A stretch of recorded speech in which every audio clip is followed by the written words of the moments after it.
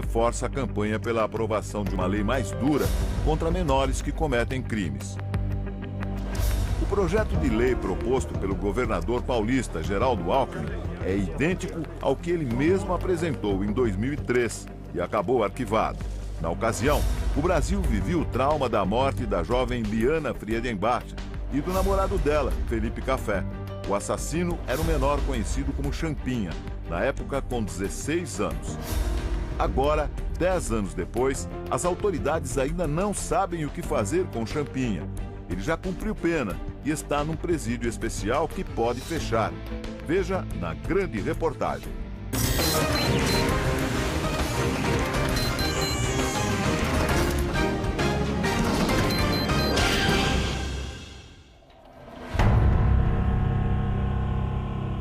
Liana Friedenbach, 16 anos. O que seria a Liana hoje? Uma pergunta tão difícil. Felipe Café, 19 anos. Tudo que eu tinha na minha vida. Meu amigo. Dois jovens estudantes em começo de namoro. Um casal apaixonado em busca de aventura, decidido a embarcar numa viagem escondida. Não tenho que fugir, jamais ia fugir. Mas ela inventou uma mentira, olha a que deu. O destino? Em Bugaçu, uma pequena cidade a 36 quilômetros do centro de São Paulo. Felipe e Liana vêm para este sítio abandonado. Eu acho que assim, a Liana não sabia para onde ela estava indo. O passeio romântico ganha um convidado inesperado, Champinha. E se transforma num triângulo de terror.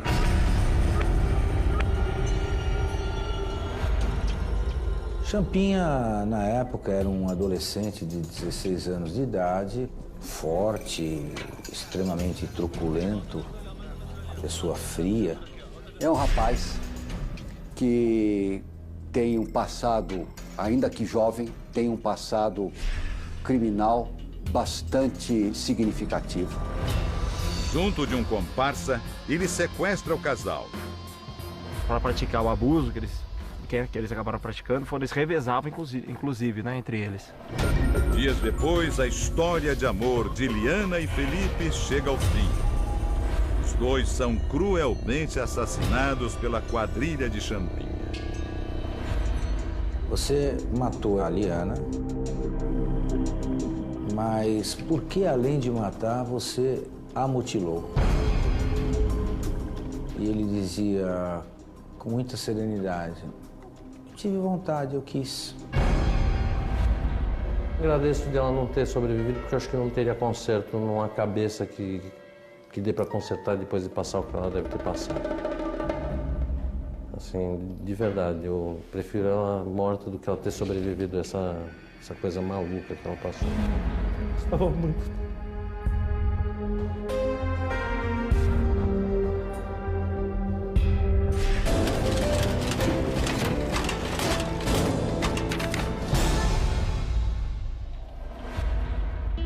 Estas são imagens raras que fazem parte do arquivo da família. Liana e o pai sorriem, brincam juntos. Desde pequena, a garota sempre foi muito apegada a ele. A televisão, o lugar dela era do meu lado.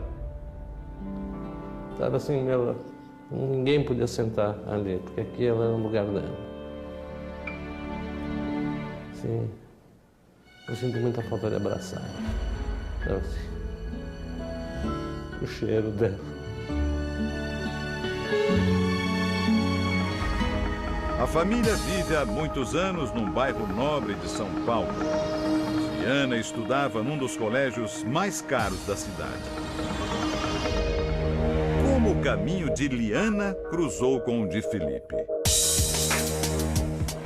Felipe Café morava neste bairro, na zona sul de São Paulo. Ele conheceu Liana quando foi estudar no mesmo colégio que ela. A dona Lenice, a mãe do Felipe, e ainda mora aqui, né, dona Lenice? Eles se conheceram na escola. Isto. O Felipe entrou no começo do ano e ela no segundo semestre. E fazia pouco tempo que eles estavam juntos. Sim, sim, coisa de, no máximo, 2 meses de conhecimento. Um dia eu estava esperando ela sair, aí vem o Felipe com ela até o carro, eles se despedem, eu perguntei para ela, teu namorado? Aí ela riu e falou, ainda não. Aí no dia seguinte, a mesma coisa, ele veio com ela até o carro e falou, agora já é meu namorado. E eu fiquei extremamente feliz, sabe? Eu achei legal. Isso foi em setembro, entendeu? Em outubro eles viajaram. A imagem que eu tenho mais dolorida dele, ele saindo, com a mochila nas costas. Dona Lenice conta que algum tempo depois da morte, decidiu desmontar o quarto dele. Hoje as lembranças ficam apenas em algumas fotos e, claro, na memória.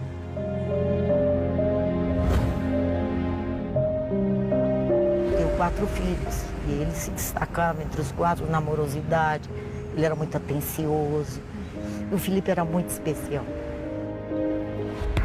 Sexta-feira, dia 31 de outubro de 2003. Liana resolve contar uma mentira ao pai.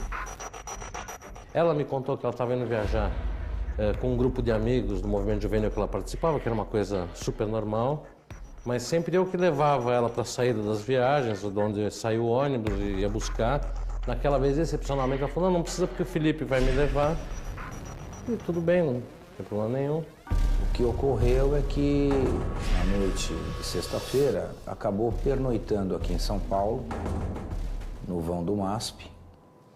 A viagem de Felipe e Liana começou aqui. A Avenida Paulista, que é considerada uma das mais movimentadas de São Paulo, durante a noite fica assim, quase vazia. O vão do MASP fica silencioso.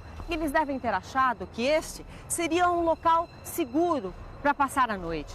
Eles esperaram nestes bancos até a madrugada, quando os ônibus começaram a circular novamente e eles puderam seguir viagem.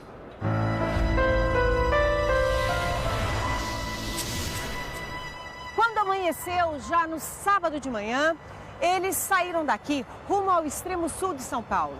Pegaram o ônibus com destino ao Largo 13. Para chegar até aqui, os dois levaram mais de 1 hora, mas não estavam nem na metade do caminho. Felipe conhecia o trajeto. Ele sabia que daqui sai o ônibus que vai para Embu-Guaçu. De ônibus, a viagem é longa. Leva 2 horas. Eles desembarcaram no meio da manhã e daqui pegaram mais um ônibus até o fim da linha. Esse é o fim da linha. Aqui termina o asfalto. E já dá para ver, olha, o ponto final do ônibus. Foi aqui que a Liana e o Felipe desembarcaram. Eles estavam com muita bagagem. Dá para ver aqui, olha, que tem uma pequena comunidade, gente muito simples. Provavelmente, eles já começaram a chamar a atenção das pessoas e viraram alvo dos criminosos. Passaram a perambular pelas estradinhas da região quando cruzaram com o Champinha e o Pernambuco. E já nesse momento a Liana chamou muito a atenção do Pernambuco e do Champinha. Do ponto final do ônibus até aqui são mais ou menos uns 400 metros. E eles vieram andando, podem ter demorado cerca de 10 minutos. E aqui eles pegaram a trilha até o acampamento. O casal chega ao sítio. Eles montam uma barraca e se instalam para passar o final de semana. Eu vou entrar aqui.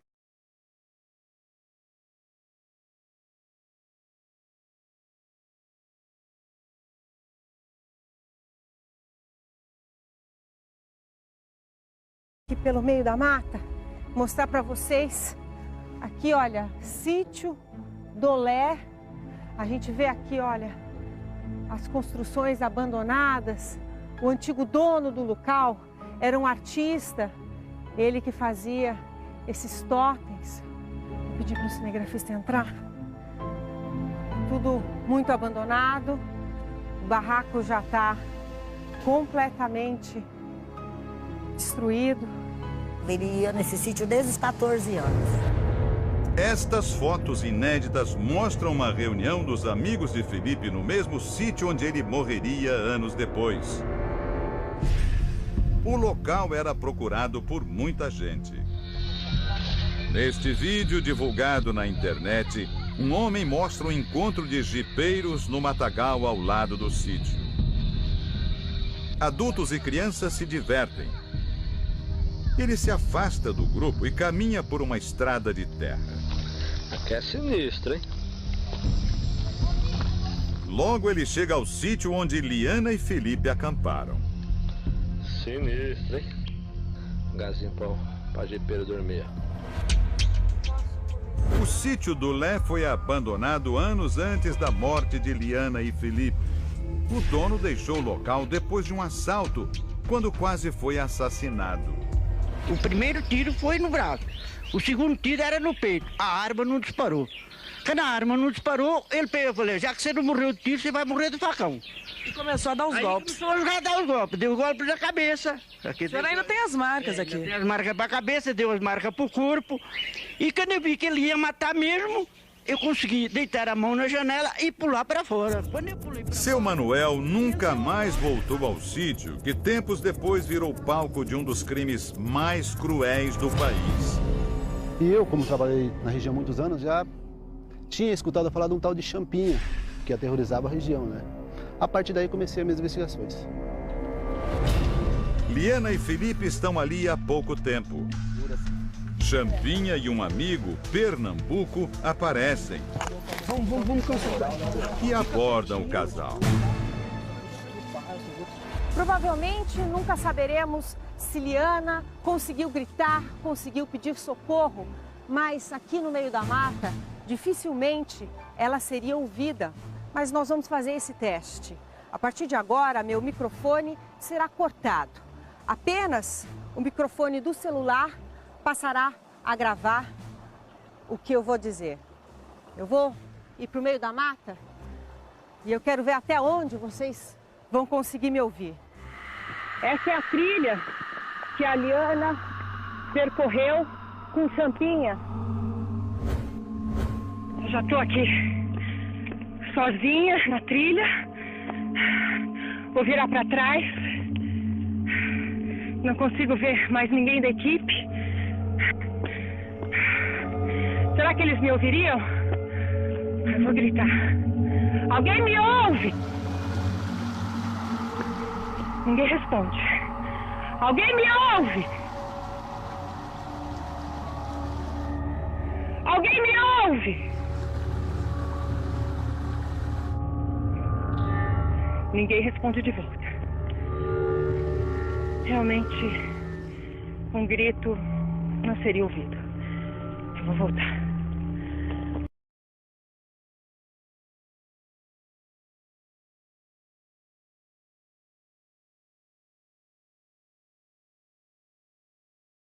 Até porque dá um pouco de medo.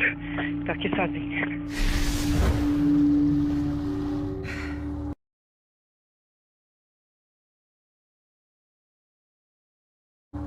Vocês conseguiram me ouvir? Não? Pessoal da equipe, ó.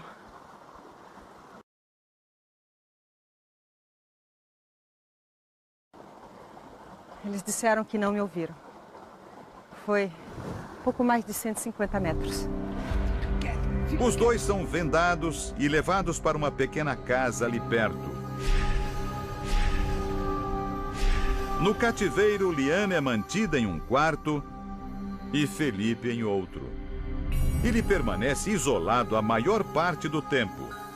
Ela é violentada várias vezes por Champinha, Pernambuco e Antônio, o dono da casa. Nós tiveram ela num quarto, né, onde que tinha totalmente condições de higiene terríveis, tudo largado. Estruparam a Liana, batia muito no Felipe, né? Eles batiam muito no Felipe e estrupando a Liana. Se revezavam, na verdade, né? E que foi causando cada vez mais sofrimento para ela, né? Esta é a casa que serviu como cativeiro do casal. Aqui, Liana e Felipe viveram momentos de terror. Segundo os policiais, a casa é habitada, mas no momento da gravação, o local está vazio.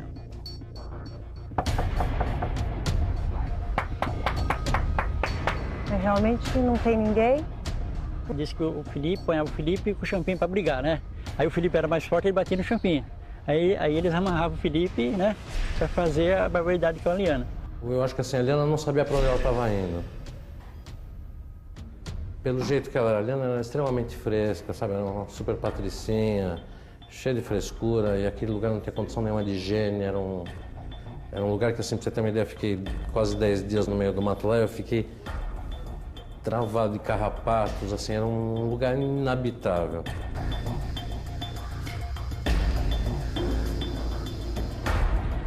Aí eu liguei para uma amiga da Liana, que era a amiga mais próxima dela, falei, escuta, onde está a Liana?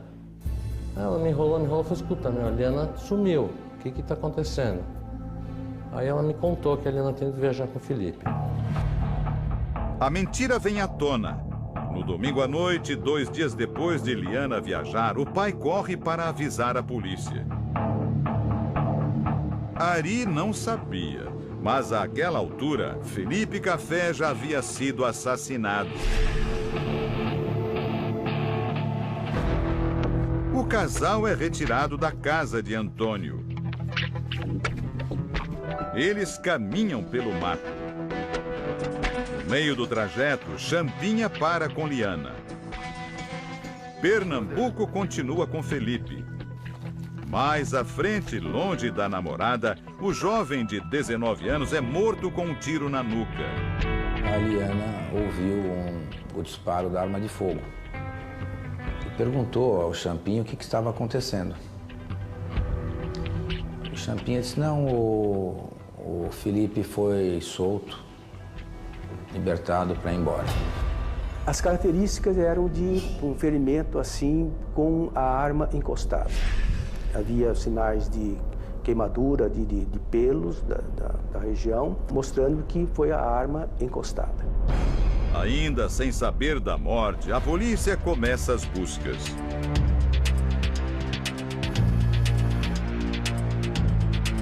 O Comando de Operações Especiais da Polícia Militar vai para a mata. Cães farejadores ajudam na procura. As horas passam. A noite chega e nada. O desespero das famílias aumenta. A gente já não aguenta mais ficar nessa espera. A gente está muito preocupado, ansioso, obviamente, e é duro ser pai num momento desse. Vamos esperar que minha filha apareça viva, é o que eu espero. Comovido com o caso, um empresário resolve emprestar um helicóptero para Ari. Eles sobrevoam o local e jogam 5.000 panfletos com a foto do casal sobre a região. Às vezes eu acho que eu provoquei a morte com a história do helicóptero, sabe assim? Eu acho que foi muita pressão para eles o fato de estar sobrevoando, a polícia estava um aparato gigantesco. E eu acho que isso deve ter deixado eles com mais medo da situação. Segunda-feira, tarde. Segundo a polícia, Champinha sai com Liana do cativeiro. Ela veste um moletom.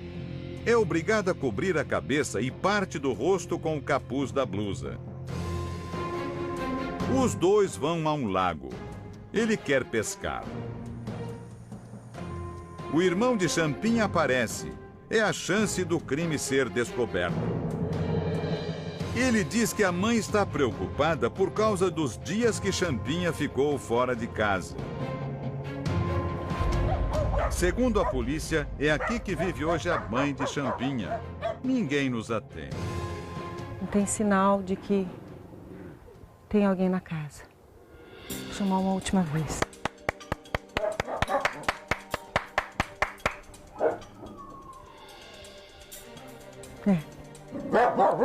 Não tem ninguém. Liana é apresentada como namorada. Com medo e em estado de choque, ela não esboça reação. As pessoas falavam que ele apresentava para as pessoas ela como namorada dele. E andava abraçado para a rua, era normal.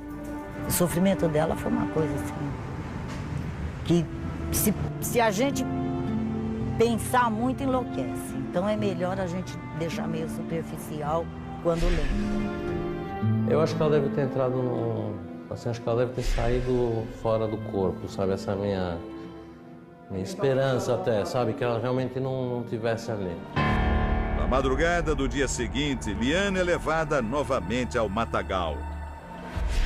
Dessa vez, o objetivo de Champinha é matá-la. Na quarta-feira de madrugada, Champinha tirou Liana do cativeiro e trouxe a menina para cá. Nós vamos refazer o trajeto. É uma trilha no meio da mata fechada. A gente tenta imaginar os momentos de pavor que ela passou e pensar que ela pode ter pressentido que ela estava caminhando para a morte. É difícil. Ela teria sentido já a morte, né? Que falou, não, você vai me levar para algum lugar, você vai me matar. Aí nesse momento ele falou, não pode deixar que eu não vou, vamos pegar um atalho. Eles adentraram nesse mato, uns 30 metros à frente. Aí ele já pegou e golpeou ela com a faca. E assim que a Liana caiu ao chão, ele freneticamente golpeou-a mais com inúmeros golpes no braço, no peito, na cabeça, chegando inclusive a causar um traumatismo craniano. Todo mundo aqui tinha medo dele. Todos os moradores da região tinham o Champinha como o terror da região. Eu cheguei na minha casa, sei lá, 10 da noite, me liga uma pessoa. Esse senhor me liga, eu sou fulano de tal, sou mateiro, eu nunca tinha ouvido essa expressão. O homem a quem Ari se refere é seu Arnaldo. Ele trabalhava como mateiro. Auxiliava turistas em aventuras pelas trilhas de Embu. Comovido com a história e conhecendo muito bem o local, ele se ofereceu para ajudar. Eu tive contato com o seu Ari, né? E aí a gente conversou e eu falei que iria dar uma procurada na mata. Queria saber se o senhor me autoriza a eu ajudar a procurar a sua filha. Foi claro que eu autorizo. Horas depois, seu Arnaldo cruza com um dos criminosos e avisa o pai de Liana. E ele levou esse fulano para a delegacia. O senhor foi, então, fundamental, né, para que a polícia pudesse desvendar esse crime. Porque se o senhor não tivesse levado o seu Antônio lá para a delegacia... Podia demorar um pouco mais, né? Pena que passou do tempo da hora, né? Não deu para salvar ninguém. No meio da entrevista, emocionado, o mateiro faz uma revelação. Relato das pessoas moradoras que ia e usasse muita droga lá, né? O Felipe? Sim, com o Champinha. É relato das pessoas moradoras no local. Até hoje você vai saber disso ainda. O seu filho não consumia drogas? Não, nenhum deles. Agora, os moradores diziam o quê? Que o Felipe chegou a conhecer o Champinha antes de tudo? Sim, disse que conhecia, os dois se conheciam. O que os moradores lá diziam? Que ele conhecia o Champinha? Não, eles se cruzaram por uma ocasião. Antes. Quem comentou isso comigo foram os meninos. Que foi assim, eles jogaram bola juntos. O Champinha e o Felipe? E os meninos. Todo mundo? Todo mundo. O Champinha foi lá e jogou com eles? Isto. E até hoje, 10 anos depois, ela se sente magoada por um dia terem duvidado do filho dela. Isso daí está entalado na minha garganta desde que ocorreu. Eu ser pressionada dentro da minha casa, alegando que nós estávamos orquestrando este sequestro. Eu, Felipe e Rafael. Porque o Rafael era da polícia e o povo fala. Entendeu? Isso me deixou assim indignada. Depois da confissão de um dos criminosos, todos os outros acabam detidos, inclusive Champinha. Ele tá aqui, no banco de trás, algemado. Aos poucos, os detalhes são revelados. Primeiro, eles indicam onde está o corpo de Felipe. dar o último adeus ao nosso filho. Mas Deus deve ter um lugar bom para mim. Com certeza. Quando os filhos enterram os pais, eles estão enterrando o passado. Agora, quando os pais enterram os filhos, nós estamos enterrando o futuro. E a todo dia nós perdemos parte do nosso futuro. Horas mais tarde, o corpo de Liana também é encontrado.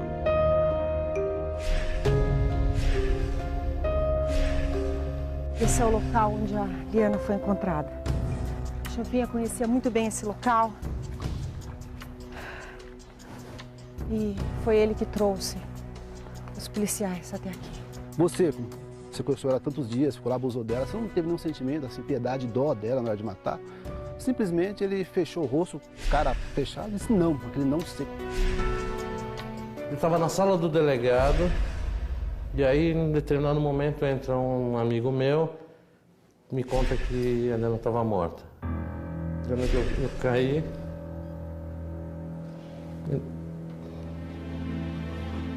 Chorei.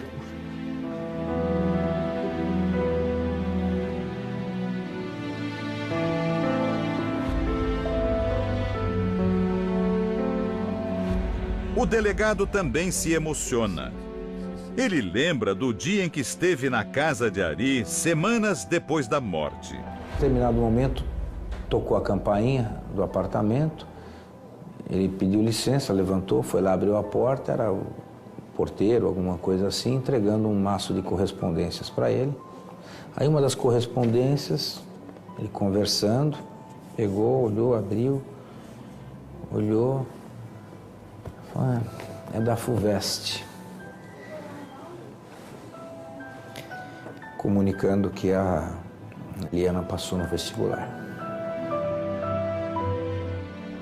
Perdão, eu não conjugo esse verbo para essas coisas, eu acho imperdoável.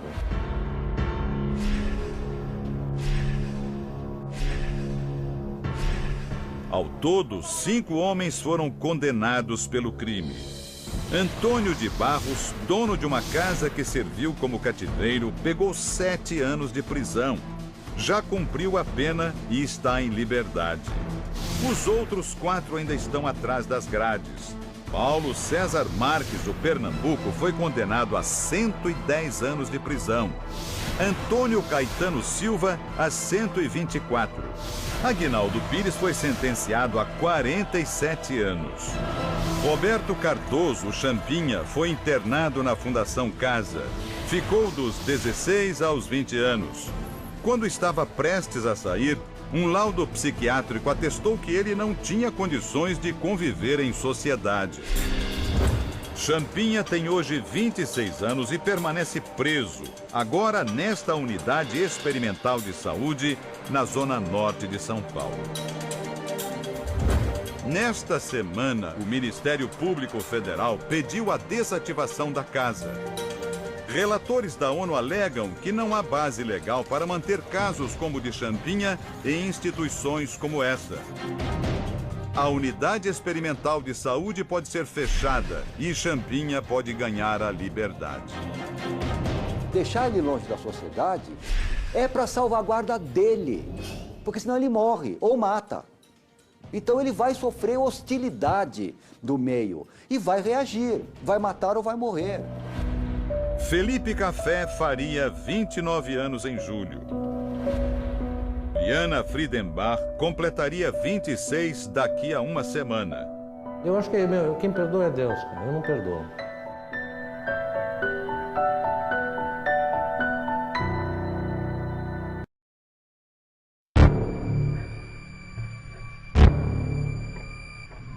Unidade Experimental de Saúde, Zona Norte de São Paulo. Sexta-feira passada, um homem que está internado aqui cuida da horta, rega as verduras.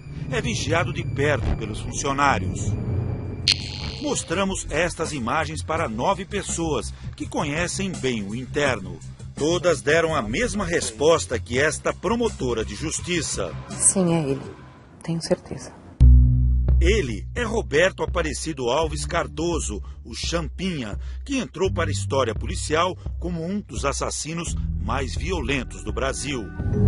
No próximo dia 28, a justiça começa a decidir o futuro de Champinha, hoje com 26 anos.